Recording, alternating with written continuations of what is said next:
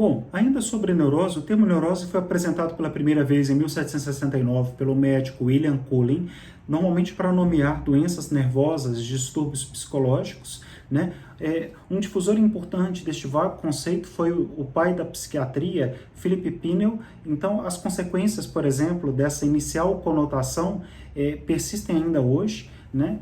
O senso comum constitui e acaba constituindo aí um sentido errôneo ou depreciativo também da própria palavra, e foi exatamente a partir de 1893, com Sigmund Freud e o desenvolvimento da sua teoria psicanalítica, que a compreensão de neurose vigente no discurso da época foi então ressignificada. Então, olha a importância do próprio Freud, da psicanálise, para ressignificar a noção da neurose. Então, desde então, a concepção passou a ser localizada em uma estrutura tripartite de noções utilizadas para explicar, então, o que nós chamamos de funcionamento psíquico dos indivíduos, designando, então, dessa forma, um modo de ser, de relacionar-se com seu desejo e com suas contradições, e isso a gente acaba remontando a noção de pulsões. Enfim, a mesma, de uma certa forma, essa noção da neurose foi consolidada como um dos atuais paradigmas da normalidade, sendo aceita socialmente sua forma de sofrimento. Ou seja, isso hoje passou a ser corriqueiro, algo comum para os nossos dias,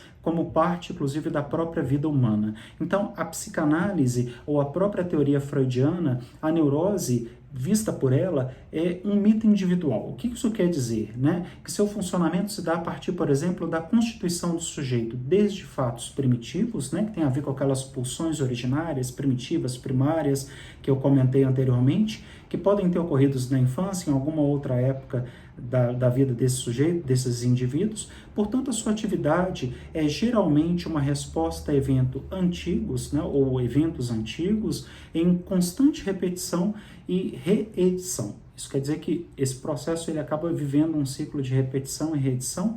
A gente fala um pouco disso dentro da própria obra de Freud, né, sobre esse processo da repetição, de forma particular e compreensível, muitas vezes ao olhar de terceiros e só acessível através da própria análise. E quando eu falo em compreensível olhar de terceiros, inclusive da própria clínica médica, da própria clínica ou da psiquiatria, que não encontra causa, não consegue estabelecer esse nexo causal, e aí a gente consegue realmente ter acesso a tudo isso só através do processo de análise pessoal desses pacientes. Então, diante de tudo isso, o que a gente acaba evidenciando, de fato, é que a neurose, e na neurose, há um conflito entre o eu, né? Nós estamos falando o consciente, e o isso, né? Nós estamos falando exatamente esse conflito permanente, fazendo coexistirem aí algumas atitudes que contrariam as exigências, que são essas exigências pulsionais, né, do próprio id, que acabam não levando, né, vamos falar dessa forma, em conta a realidade, em um conflito entre desejo e censura. Então, esse conflito que acaba sendo instaurado entre o eu e o isso ou o id. Então, por tal razão, é que nós vemos que Freud, ele define então a neurose como a expressão de um conflito entre os desejos do nosso inconsciente. E para ele, certos impulsos, para o próprio Freud, esses impulsos inconscientes, eles são incompatíveis com a realidade exterior, ou são impossíveis de serem concretizados, desenvolvendo então no sujeito um intenso estado de ansiedade e mal-estar geral, o que explica uma série de sintomas vividos pelos pacientes neuróticos. Então, a neurose, então, ela pode ser compreendida como um quadro psiquiátrico que se caracteriza, então, por uma dificuldade de adaptação por parte do indivíduo, embora o neurótico também seja capaz de trabalhar, ele também seja capaz de estudar, de envolver-se emocionalmente, de estar bem entrosado com a realidade, sem afetar sua vida cotidiana. E tudo isso porque o mecanismo de defesa psíquico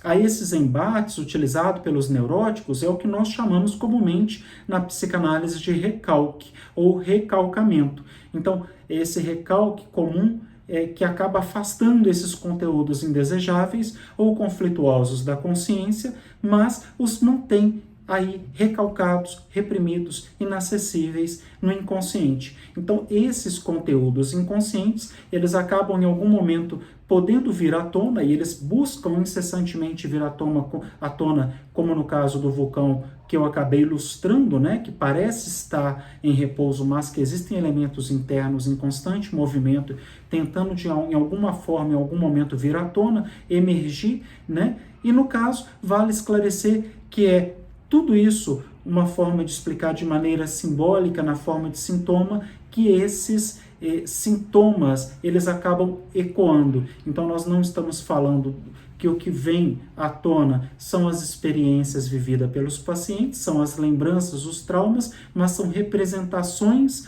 ou ecos desses traumas, dessas experiências vividas que ficaram ali reprimidas. É isso.